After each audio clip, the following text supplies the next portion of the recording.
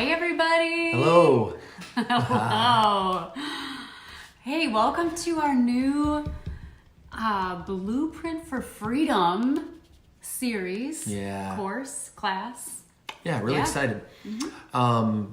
Freedom is awesome, and freedom is our passion. So not only personal freedom, we want to figure out how to discover more of it, but we want to be able to give it away. We want to be able to teach people how to help others be set free. When we meet with people, one-on-one or couples, our goal is to always try to figure out what it is that is harming them, or this inner dialogue that they're having, or just what their struggle is. What is blocking the pathway to their destiny? So Blueprint is this idea that says that God has an amazing plan for your life, but sometimes there's something that can be blocking it or standing in front of the doorway to the next thing for you, the next level of freedom. So so we're excited. Yeah, we're going to walk you guys through Principles of Freedom over the next 6 weeks. It's a 6-week class. We'll also be posting these to our YouTube channel. So if you miss it, or you know someone who's not on Facebook, or you just want to go back to some of them after they're already done, you can always watch them again on YouTube and share them from there as well. So these are just going to be an overview of some principles that we're learning. We are putting these things into practice in our own lives and helping people in ministry and people that we just come into contact with in our daily life. And people are finding freedom, and we're finding freedom in it. So you guys definitely want to take notes. If you don't have a notebook in front of you and a pen or a pencil, grab it. Grab one right now. Unless you have a photographic memory, whatever photographic, it is. Photographic memory. No, you're going to want to go back to your notes for sure. So, so today's just an introduction to some of the other classes that are coming up. And just to let you know, too, you're going to have homework every single week, because we want you to put into practice in the real world, in your real life, everyday life. Want to put it into practice. And these are, again, things that we are practicing ourselves and finding results, and other people in our lives are practicing them and finding results. So you will, if you commit to it, you will for sure get freedom. What are you seeing? Right. Well, we are personally experiencing freedom. I'd say this to myself, is I feel like I'm in the best time of my life, but I can also attribute it to some of the things that we've been learning and putting into practice in the last year or so. Now, some of these things have kind of come up even years ago, but really didn't know what it was. And now we're kind of putting words, and we're seeing things now in a different way. It's almost like things are becoming way more clear and specific. Even when we meet with people, things are happening quicker. I just think that even though you may be living in a place of, maybe depression or oppression or fear, maybe you've been living with it for a long time, it doesn't have to take a long time to go or be demolished. And so we're learning that people can get set free within an hour and a half. But what I think what's going to happen now is what's going to happen in over 6 weeks is you're going to develop something in 6 weeks that's going to last you a lifetime. You could find freedom in 6 weeks that you haven't found in the last 6 years or even 60 years. It's amazing to me that people live their whole lives and do things that are harmful to themselves and others and never know why. And they never try to even search it out. Maybe they're in such a state, there's no judgment, in such a state where they just don't have the ability or the confidence. So we want to be that teacher to you, and that encouragement to you, to let you know that you don't have to stay trapped. You can find freedom, because I think we live in a time right now where mental health is at the most critical point it's ever been. It is. You'll know too. You know that when people struggle mentally and emotionally, that it affects their whole body. It affects the people around them. Yeah. And there doesn't seem to be a lot of answers right now. They are there if you search for them. But what we're doing is seems like we're masking problems instead of dealing with the root problems or where they come from. Right. And that's where this comes in, is we want to deal with where it's coming from, because you really never get free. We just kind of mask it. we can escape to something else and really never really deal with it. So people try to solve their problems by either doing something on the outside, change their behavior or whatever, which only lasts so long, because you can have willpower, but you can only have it for so long. You can't sustain it. Or they try to go to a solution like medication or something else from the outside coming in to fix a problem. But that, again, only works for a short amount of time. It's that Band-Aid over the actual issue. It has to come from the inside out. The real healing comes from the inside out when you find the root of it. And the amazing thing is that when you become aware of it, it is one of the greatest feelings. It's like you finally discovered something like, oh, I did not know it was coming from there. And now once you know it, you can deal with it. And again, you don't have to wait years to try to get this thing demolished. You can begin today. And in the next 6 weeks, we're believing that there's going to be powerful, powerful results. I believe in the first week or two, you're going to be like, man, I feel different. I feel different, because what we're going to be talking about are thoughts. And we know this is that thoughts create feelings. So it's one way that you can figure out if what's going on. If you've been living with a feeling for a long period of time, well, I'm guaranteed it's affecting you. If it's a sad feeling or depressed feeling, it's affecting you. And it is not the life that we are to live. Like God made us to live an abundant life, a life filled with freedom. And the way that it's defined is freedom means flowing free and abundant, nothing hindering, pure and clean outflow. It's a picture of a bird that takes swift and spontaneous flight. I love that picture. Isn't that great? Yes. So are you saying that people are going to find abundant life, and they're just going to find this freedom, like, oh, I finally found out who I really am. I can live in peace and enjoy. Are you seeing that in your own life? Like, what are you seeing some freedom from for yourself? Like, what's different now putting these principles into practice? Yeah, so I've noticed that when people usually they have multiple things sometimes going on, but God's always dealing with the next thing. Like He never wants us to focus on, oh man, I wish I was better than that, or I'm gonna stink at that. No, there's always just one prevalent thing that God wants us to focus on. And if we can find it, it's awesome, because that's the next thing. So what I found out is that years ago, I was, feeling certain ways when certain things happen. Usually came through rejection from you or from the kids. I'd be like, why am I feeling sad? Why do I feel rejected? They're not intentionally doing it. Even if they did, it makes me feel a certain way. So what happened is I figured out that there was lying underneath this root of rejection. And so, it's, I could manage it pretty well, but in certain situations I couldn't. And so I noticed that whenever I started feeling that, I knew that it came from a thought or a way that I was perceiving something. I called it orphan thinking. So I viewed God as a master instead of a loving father. I performed for God instead of being loved by Him. So I didn't realize that I was living this way, and it came from affecting your whole life. Yes, I was being so guarded with people that it was an underlying opposing belief system of who God really was. That God will only be pleased with me if I do things perfectly. That God only loves me if I'm right. And it was a fear-based mindset, and I didn't realize that, no, I'm right. God already looks at me right because of what Jesus. So it was changing this inner dialogue that had been there from the very beginning. Yeah. And in a moment, I'll talk to you maybe about something that could have come even while you were born, but that's what it was. And so I found that when I could identify that thing, I could then learn how to dismantle it or learn how to reject it. Because before I didn't have the ability.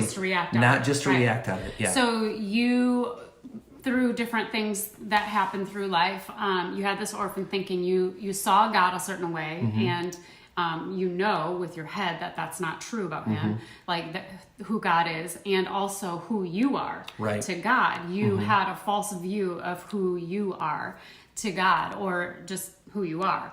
And so you acted out of that. So now that you have been changing that, do you still feel rejected sometimes? Yeah. Yes. Yes. But do you react differently? Yes, and that's the key part. Is that the psychology calls it amygdala hijack, and that is the amygdala kind of it really drives your emotions. It's a piece of your brain. I'm sorry, that drives your emotions. It's kind of the center for it. So when that area is affected, it'll send messages to your body to react a certain way. So amygdala hijacked is when something happens to you and you don't have a time to think about it critically. Right. Your conscious thoughts can't even think about it. It just hits the wound and you immediately react, and the emotion comes for it. Now, in my case, it was more of my emotion was, okay, I'm just going to back off. I'm going to be cautious. I'm going to walls come up. I'm going to go protect myself. I'm going to go in my room for a moment because I'm protecting the feeling of rejection that I didn't like. Yes. So, but amygdala hijack says, you know what? It just that's when we become very emotional. When we become very emotional, more than likely there's some sort of a deep trauma or something that we just protect and we defend it. We defend that thing. So through this class, we're gonna identify those things and how you're reacting out of that. But you're noticing that you're not reacting the same anymore because you have identified what it is and you're starting to replace it with the truth. Yes. So when someone says the same kind of thing to you, how do you feel now? Like, what are you able to do instead of the amygdala hijack happening? What's happening in your thoughts or reactions? So then what happens is I'm not reacting, or even if I am hurt and rejected, I know where it comes from. It's like, oh man, that hurts. Why am I? I get how I'm feeling because they may not like me, or I feel rejected by them. Whether intentionally or unintentionally, but I don't have to accept it. I can actually reject that because it's not the truth. Yes. In me. Right. Like that doesn't have to live in me. So now you can, instead of just reacting, you can just go to, okay, nope, that's not the truth. Now I can consciously think, what is the truth? Yes. Instead of reacting quickly out of it. So you guys, we're just giving you some examples of what you will find. You are going to find the same kind of freedom for things that have been bothering you.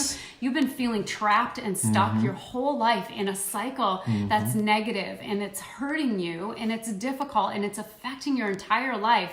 But you don't have to stay stuck there. You can, the same as Dan and I both have been identifying things in our souls and our subconscious mind that is holding us back like that. And we are able to replace it with truth and begin living in freedom in that area. Yes, freedom, joy, and peace, finding your identity. And really the blueprint for freedom is really bigger than that. It is really discovering more of your destiny, because I do believe that these things hijack our destiny. They hinder them. So Emily, why don't you talk about how maybe that works? How the whole that even starts in a person.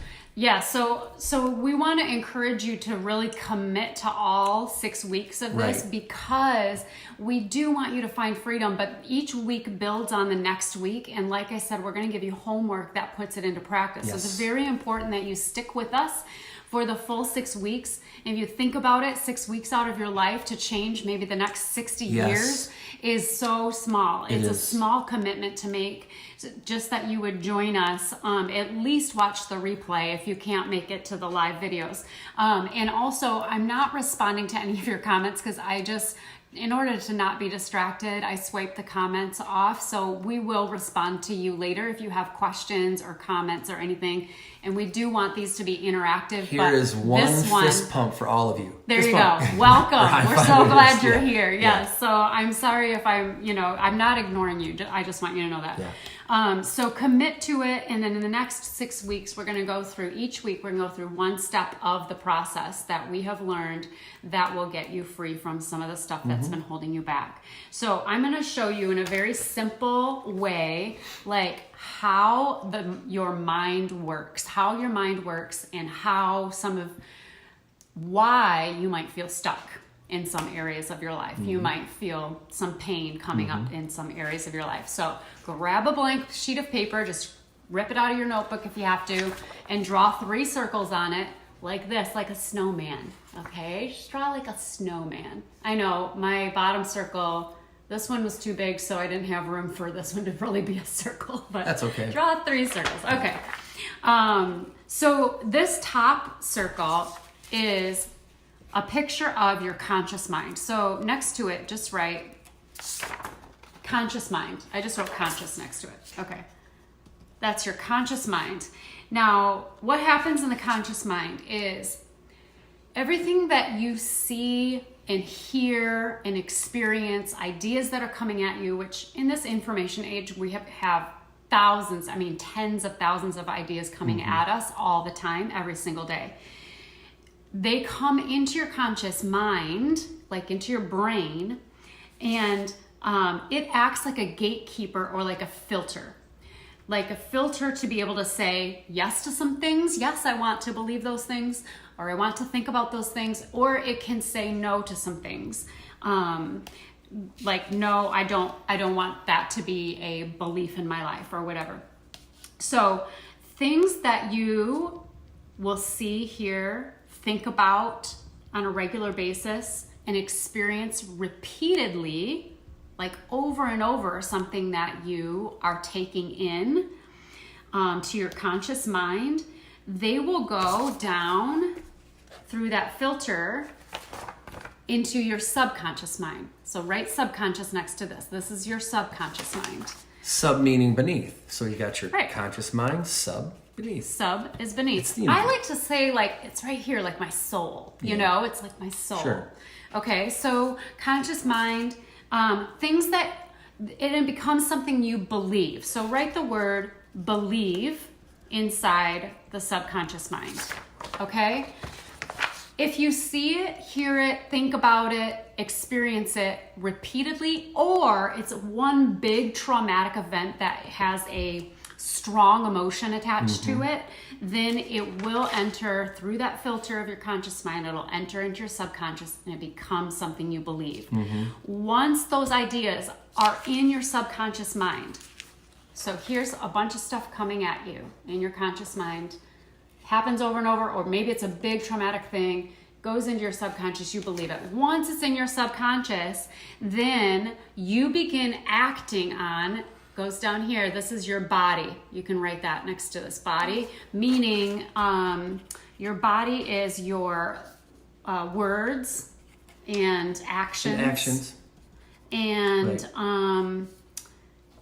words and actions, and what else did I write? Decisions that you make. So right inside that circle at the bottom, write words, actions, decisions. So things that are in your subconscious that you believe, these are things you believe deeply, you automatically begin living out of those things, making you say things, you act out of it, and you make decisions out of the things that you believe. Now, when you're a child, this is what's important. Back to the conscious and the subconscious mind.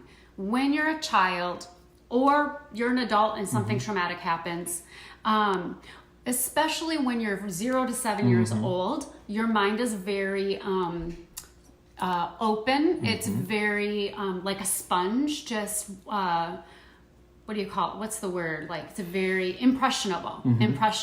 Right. And so things that come in that you experience over and over as a child, or see over and over as a child, or and hear felt. or feel over and over, those things are coming into your conscious mind, but you don't have the ability to say no to it because you don't either know if it's right or wrong. You don't know if it's good or bad, and you don't have the ability to say no, I don't want to believe that. So it will enter into your subconscious and become something you believe. So let's use an example. Let's say there's a lot of anger in your home. It could be good things too. It can be love, but say there's a lot of love in your home. That's going to be something you believe. Good. Oh, I believe that mothers are always loving. Yes. Dads are always loving. But let's say there's a lot of anger in your home. Maybe there was some abuse when you were a child. Those things were entering into your conscious mind, and they, because they happened over and over, and it was when you were young and you couldn't say no, that I'm not going to believe that. All of a sudden, some beliefs started taking root in your subconscious. Things like, I believe that there must be something wrong with me. That's just shame. Write the word shame underneath believe in your subconscious. Or like I would say, I'm always going to be rejected. Or Right. there's rejection. They're like, oh, Rejection, they're automatically rejection going to in reject me. Or because they didn't look at me, or because, Yes. Yeah, so that's or what right. else? What else could be there? Fear. Because you were abused and people were angry. Maybe that's a big one. So write fear inside the subconscious, and then maybe if your parents are angry and bitter, maybe you start believing that God is angry and God is bitter towards you. So you write that God is angry inside there. I can't trust people who say they love me. I can't trust people in general. Say that. People can't be trusted. Right. You could write that in your subconscious. So those things took root in you and they became something you believed from a young age. Right. And because you believed them, and because your body automatically acts out of what you believe, not what you know with your mind. Right. Your body does not act out like you don't make decisions out of what you want to believe with your head or what you know to be true in your brain. You will act and make decisions out of what you believe in your soul, in your subconscious. And that often that can be lies. It can be truth and it can be good, but it can be that lies that you've believed all your life. Right. And this whole 6 weeks is about removing the lies, Yes. removing the negative parts of that subconscious area, because that subconscious area, the Bible calls it the inward part. It's so cool how everything that we're teaching you can find right in the Bible. Yes, It is so you awesome. will. It's amazing that God already put it in there. But that inward part, or that subconscious, is the area that we want to help you identify the things in there and remove them, because that area runs 95% of your life without even knowing it. It does. And the subconscious area is just like driving a car. If you've driven a car for a long time, I guarantee you when you woke up and went to work this morning, you probably remember kind of getting in, turning the key or pushing the button, however your car works. Yes. But after you start driving, you probably didn't put much thought at all into driving that car, because you've done it so often that you like, oh, I got here A to B, but you weren't thinking. You were thinking about something else. Habit. You were singing the song on the radio. You were thinking about what's happening in front of you. You're just driving. Well, the subconscious is just like that. It is. It is happening all the time, and those things, good, bad, or ugly, are actually calling the shots. Yeah. And so think about that. 95% of who we are comes right out of that area. Yeah. And so I just wanted to tell you that about like those beliefs. They could be false beliefs. They could be lies you believe about God, about yourself, about other people from a childhood, or even things that your parents have believed from generations in the past that were passed down to you. And so I just want to say it's not your fault that it happened, but when you recognize it, it's your responsibility to take care of it. Sure. So that's what we're going to help you guys with. And I also want to say, don't blame your parents for it. Yes, maybe they weren't the best parents, but I have learned that parents do the best they can with what they have to offer. A lot of times parents are very broken themselves and they just don't have much to offer you in the way of emotional resources. So yes, it causes pain, but the good news is we are here to show you that you can be healed and you will be set free through these principles that God has set in place for freedom. Yes. So that is just a little overview of how you got stuck. Yeah. So it maybe happened when you were a child, maybe from a traumatic thing happening as an adult, whatever, but something entered in over and over. It became something you believe, and it may be false. It may be completely false, but what you believe in your subconscious has been directing your life. It's been directing your decisions. And those decisions, like, I'm making decisions out of fear and shame and rejection, and I can't trust people and I have to protect myself. Those are going to keep you in a negative cycle over and over. Right. Even if you want to get set free, you can't. Like you've been like, I don't want to act this way, but I keep acting and reacting like this. Why is this happening? So good news, you can break that cycle and you can live in freedom. Right. It's because that area, Yeah. this area, tends to bully this area. Yes. See, this you want your conscious mind in charge. In other words, you want to be the gatekeeper to that subconscious mind. You want to put in there as much as good stuff as you can that drives out the bad. That's one of the things we'll talk about. Right. But it really matters what you think. There's an incredible verse in the Bible, and it's a part of a verse, but it's so true. It's as a person thinks, so are they. Yeah. As a person thinks. And I found out that we're not transformed, we're not changed, or we don't find freedom by the renewing of our heart. We find freedom by the renewing of our mind or that subconscious mind. When that subconscious mind is renovated, when you can identify those things that shouldn't be there, they don't belong there, and take them out, that's when true change begins to happen. Right. So it matters what you think. In that subconscious area, we call it's a mindset, a pattern of thoughts that created a belief system that is set in place. Yes. We call it a mental stronghold. Right. And there's different, you could think, okay, it could be any type of stronghold. It could, when you were in first grade, you're on the playground, someone comes up to you and they just say you're ugly, and all of a sudden you get this feeling like, what? You get mad, and then all of a sudden you think, am I? Maybe am I ugly? You start thinking about it. Am I really ugly? You look in the mirror. You don't like your nose, your ears, and next thing you know, throughout the years, things begin to reinforce it because we didn't reject that thought. We actually brought it in. Could it be true? And next thing you know, that repeated over time causes or creates this mental stronghold. And with it comes the feelings of it. And then the feelings produce what we call an ism. We call it, could be workaholism, shopaholism, alcoholism, angerism, anxietyism, or you name it, gossipism. They're all new words, but it's the ism. It's the thing that's produced from this area, the subconscious, the negative thought patterns that have been there for a long time, but they haven't been removed. They haven't been removed. You were saying with that orphan thinking and believing that God wanted you to perform, that's really a form of workaholism, right? It is. It's like somebody could say, I've got to just work really hard and then I'll be accepted by people and accepted by God, or I've got to do everything perfectly and so then I'll be, accepted. Yep. Okay, so that would be like shame that's directing your life, it's directing your decisions, making you into a workaholic. And if you think about it, we tend to spend more time and effort to get our life and things to go in the right place, but very little time and effort trying to get our minds to go in the right place. This is so huge. And that's the key. We try to fix things on the outside when we never really understand that there's something happening on the inside. Yes. And all successful freedom begins by first removing the thoughts which defend the enemy. So remember, going back to my rejection,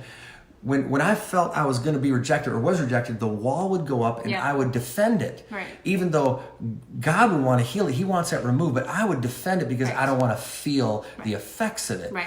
So, and it could be it is too painful. The experience, the first time it must have happened, again, it must have been very painful, but now I defend it. And that is the lie. But that's the stronghold. And it's actually keeping you from healing.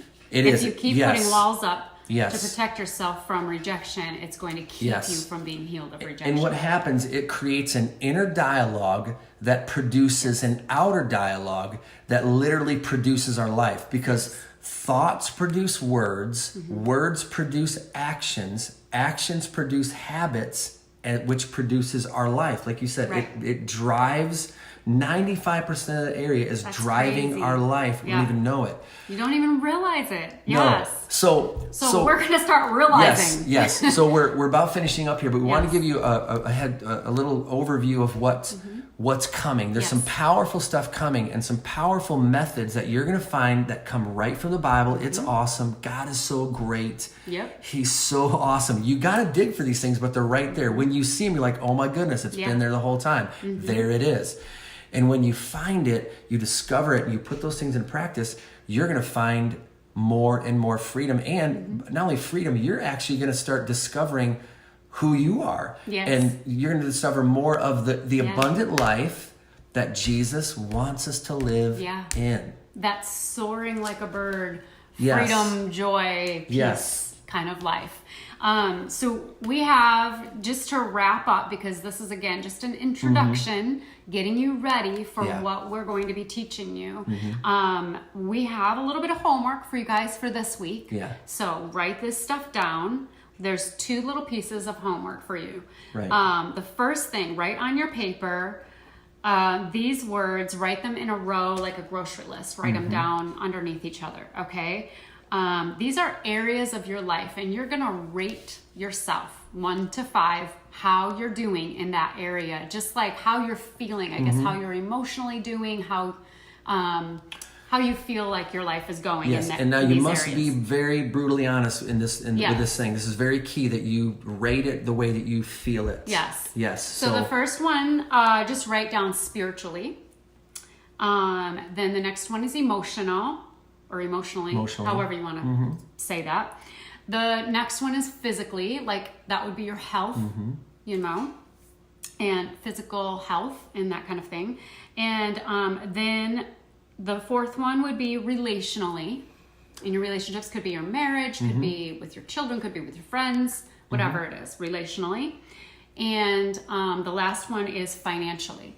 Okay, so you're going to, through this week, you don't have to do it right now, just this part of your homework, you're going to be very brutally honest with yourself, gut level honest, and go from 1 to 5, how am I really doing in this area? 1 being the worst, 5 being the best. Yeah, and spiritually would be like your relationship with God, and like how close you feel to Him, and how vibrant your spiritual life is, all of that. So be very honest. There are no wrong answers. It is not wrong to be a 1. It is not more right to be a 5. Right. It's just you seeing where you're at in these areas. It's a gauge. It's a litmus test. You need to be aware of these areas, and you might be doing great, awesome. Yes. Keep going, but you may discover, like, man, you know, emotionally, I'm struggling, and so that's good that you know that, because now we can start identifying why. Yes. Why are you struggling emotionally? Tell us the thoughts around it. What's going on there? And once you begin to discover where that came from, you'll be so happy. Again, one of the greatest gifts that you can get is when you become aware of it. Yes. It's very possible that there's probably 1 or 2 main things underneath the surface that are affecting some of those areas. They might be affecting all of those areas, but there might be just one like root cause of it. So we're going to help you find that. Yeah. But in order to do this homework, we want you to start to rate yourself, and then start to identify, like, why are you feeling that area needs help? What are some of the reasons behind it? And you can also describe it with words. Sometimes you don't know where it comes from, but you can just describe the feeling of it, put it into words. Yeah, that's going to get you ready for next week, because there's more of that to come. Yeah, and also we wanted we thought just this week. So if you have time, we really want you to do it. Starting tomorrow, we've done 5 messages on the Blueprint series. At our church, and you probably do you have a link for them? Yes, you should go to getreslife.org and look at the Watch Live link. And so there's 5 messages, and I think this is going to keep you busy. And they're probably about 35-40 minutes long, something like that. But what you can do is you can take because the idea of Blueprint is really your promised land or your destiny. It's the abundant life that God has for you. Yes. So in it are going to be a lot of truths that are going to go along with what we're saying. So you can go, I would watch 1 per day. Just watch 1 per day, take notes, and just write down the things that really stick out to you. Yes. Because this is more than your freedom. It's about your destiny. It's about fulfilling more of what God wants for you. And again, you may be stuck. In life. You may be defeated, discouraged, deflated, but that's not how God wants you to live. He wants you moving forward. So this is going to be a life-changing 6 weeks for you. But that's your homework. So those 5 things, and also those messages. So try to get one every single day. That'll get you to about Saturday. Yeah. And then Sunday, if you don't have a church and you want to watch it live, just watch it live. That's the next installment for Blueprint. And but there's a lot of really great truth in there that when you hear it, it'll the light bulb will go on. And it will get you ready for the 5 principles that we're going to teach you guys. So I'll put the link to that in the comments here on Facebook. It won't be on the YouTube post, but it'll be in the comments on Facebook. But it's getreslife.org, and then you just look for the Watch Live and click on that, and you'll see all the blueprint series. So start at the first one and then work your way through. So know this, we are praying for you. Yes. Every day. Every day we're praying for you. We're praying before we do this. We're preparing it because we so want you to experience the next level of freedom for your life. It is exhilarating. Yes, it is. And so we want that so much for you. So just know that we love you guys, and we can't wait to be journeying with you for these 6 weeks and to see how God works in your life and how you gain freedom. Feel free to like and share this video and ask us any questions. I'll come back to the comments later and we'll answer your questions for you. But you guys have an awesome week, and we'll talk to you soon. Take care. Okay, bye.